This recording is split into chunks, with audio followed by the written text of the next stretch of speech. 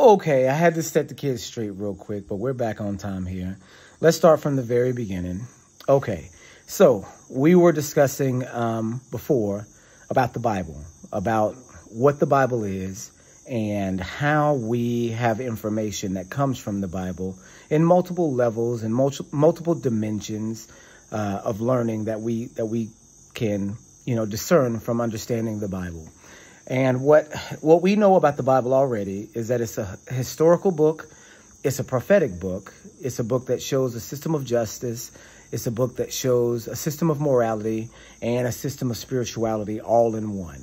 And what people usually use the Bible for is morals and principles, right?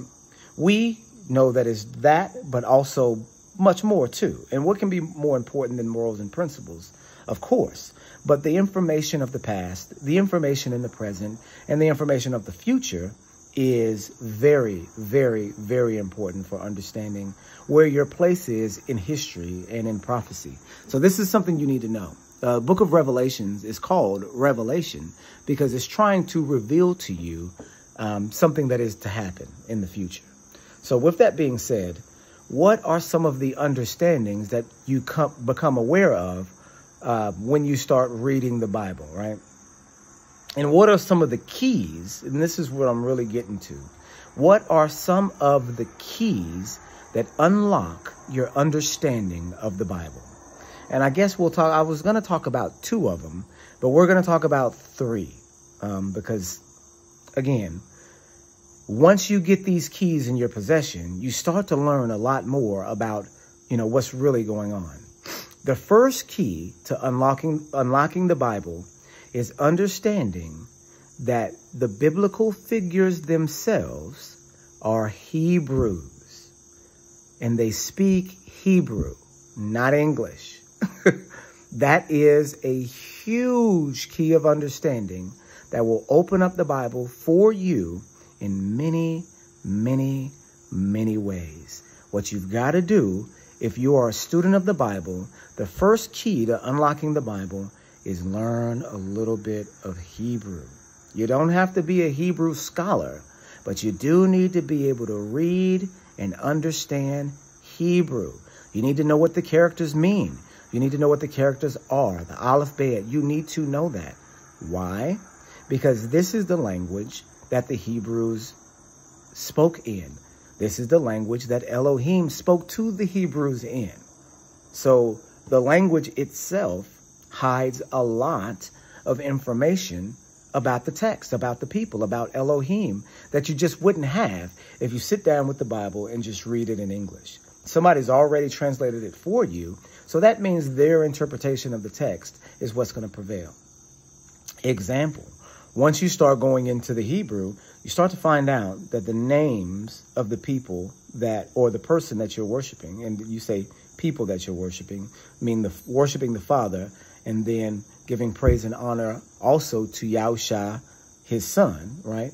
We believe in the Messiah, and we believe that the Father sent the Messiah. So the Christian understanding of the Messiah, which we were all raised with, is not only applicable, but it's much more fulfilling knowing that this is your king as well. But we're talking about the Hebrew. And so the Hebrew gets into the names of the figures of the Bible. For instance, Jeremiah is Yiram-Yah. Yiram-Yah. And for the longest, we said Yiram-Yahu, right? Like the search engine Yahoo. If you look at the figures, the characters, they indicate Yahoo. But if you have a little bit of understanding about the characters, you know that it's Yah. It's Yah. That's how it's pronounced. So his name, Yiram-Yah. And what that means is he will lift up Yah. He will exalt Yah. Yiram-Yah. So you find that the names of the biblical prophets and the Messiah and the Father himself, is prophetic, right? It tells a story. Isaiah, Yeshayahu, right? Yeshayahu. Yah is salvation, or salvation is Yah, right? Name of the Messiah, Yahusha, the exact opposite, right? Yeshayahu is salvation is Yah. Yahusha is Yahweh's salvation, right? I come in my Father's name, and you receive me not. If another shall come in his own name, him you will receive. This Jesus is coming in his own name because there's no biblical indication of any J or any Jesus, right? So we know that's not his name.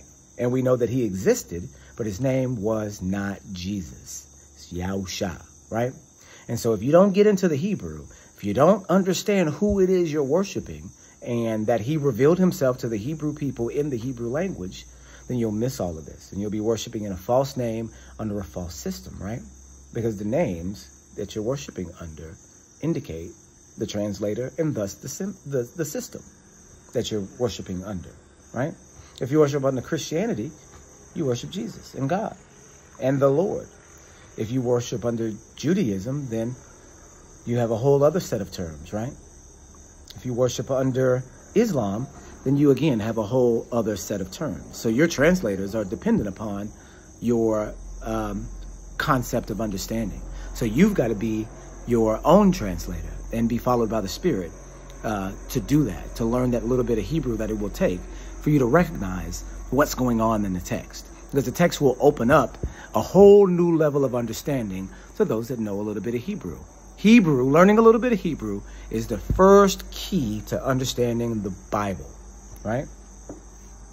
Okay, and that's a big one. That's a big and broad one. Second one, you guys are not going to like probably, but it's important too. It's very, very important, especially for the times that we're living in right now. The second one, and I'm going to go in order kind of, you know, how it was halfway revealed to me. So the first is the Hebrew. The second is that the earth is flat. The earth is flat. The earth is flat. The Bible describes a flat earth with a dome over top of it, separating the heavens from the earth, separating the waters from above from the waters from in the below, right? So why is this such a profound revelation to understand about the Bible? Well, for one, the entire book of Enoch is completely opened up to you once you recognize that the earth is flat, right? Enoch's going to all of these weird different places, all in parts of heaven, all in parts in the earth where stars are in prison and all of these different places. And you're thinking, where is he, right? Is he in space? Is he, you know, somewhere crazy on the earth? Is he in heaven? Is he in the heavens? Where is he? How is this happening? How is he looking at a calendar and gates opening in the heavens and, you know, portals? The book of Enoch talks about portals. How is this happening, right? How do you understand the calendar even? You know, reading the book of Enoch. Well, first thing, you understand that earth is flat. And then the sun coming through a portal every year and a different one every year or every cycle, you know, that starts to make sense. Oh, okay. The sun moves around the earth and it rises in different spots. And they call those portals, right? They call those portals. And the portals will tell you what time it is. If you don't understand that the earth is flat, you don't understand that when you look at the sky, you're looking at a clock. And it tells you what time it is.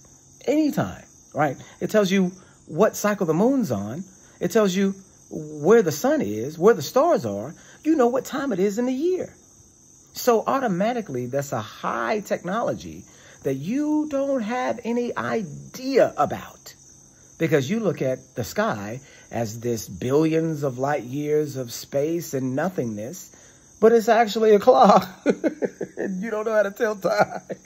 And that's it. And that's all that it is. And in fact, that's all that it needs to be, because that is incredible enough. That's actually more incredible than billions of years of stars and planets and all of this other craziness. It's more incredible because your Abba told you what time it was and made a giant clock, a technological marvel in the sky for you and every other nation in the world to look at, right? He made this for you, and that's important for you to know.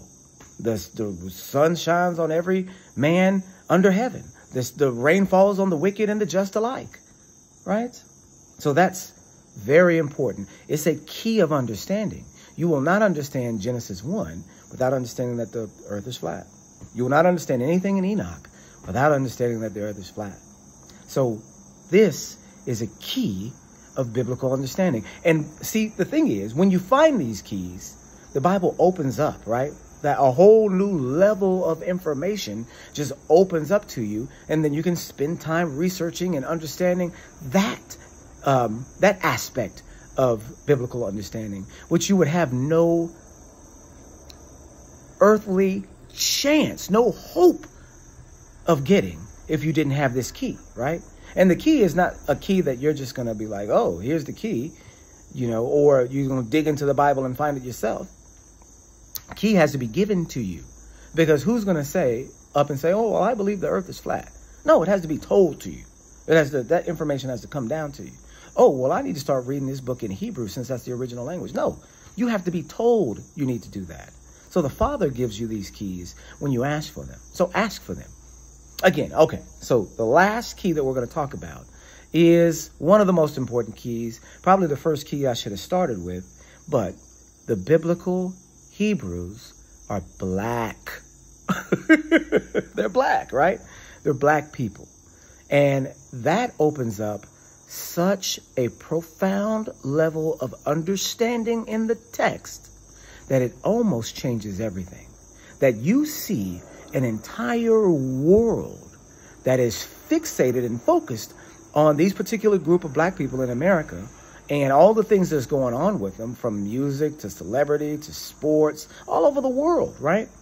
And it starts to make sense because people have already associated America with Babylon.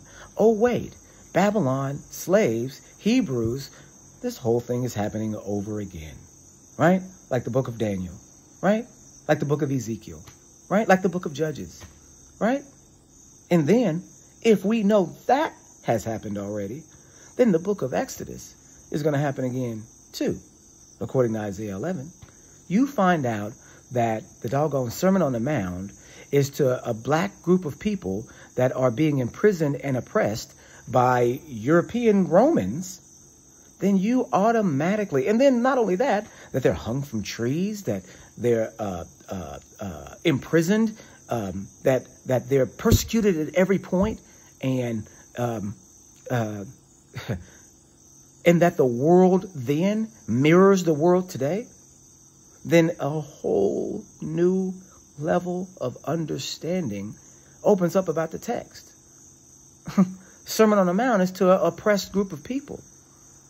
When it says the meek will inherit the earth, he's speaking specifically about this meek people, right?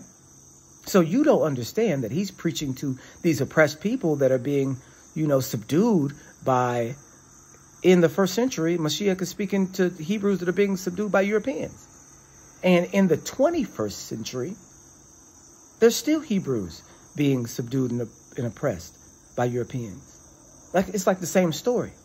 And if you get that, then you understand the Bible and internalize the Bible a lot more, no matter what race you are, whether you're black, white, Asian, Chinese, Asian is Chinese, Spanish.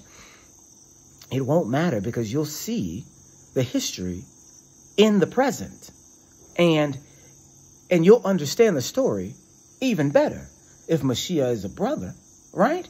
Don't you get that he's hung from a tree? Don't you get that he died to free his people from slavery? Right?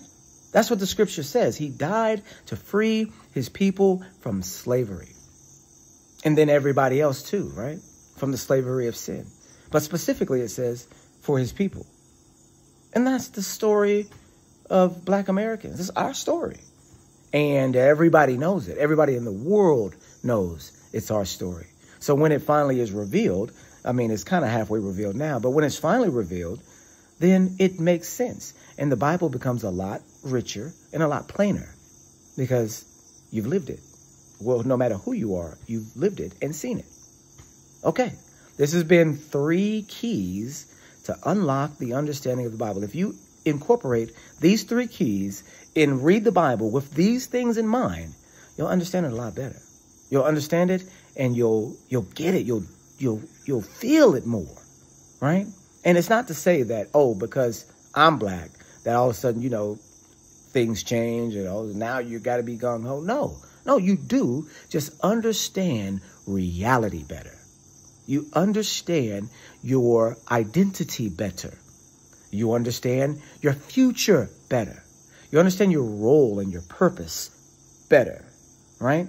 If you understand that the earth is flat and anything that comes down from the sky is either good angel or bad angel, then you're not looking for no aliens, right? You're not looking in the sky thinking E.T. is going to come rescue you, right?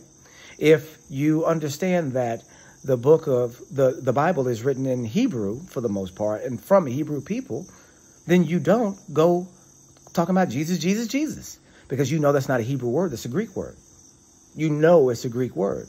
And so you're not worshiping falsely. You're not using his name in vain or bringing his name to nothingness, right? Because that's what that commandment means. Thou shalt not bring his name to nothingness, not use his name in vain, because the text actually brings his name to nothingness in the translation. So we know that this is important to understand that it's a translated document, and you need to go back and research that translation. And then if you know the Hebrews are black, it's a very obvious awakening in America for what America is, what you should do about America, and what you should do about the people enslaved in America, right? If the scripture says that those who cleave to the people are going to be considered as the people, then you've got to find some cleavage. I mean, it's clear, though. It's clear that these keys of the Bible, and there are others besides these, but these are really important ones. If you get these and you understand them and then you apply them to the text, there's a lot of things that you avoid altogether.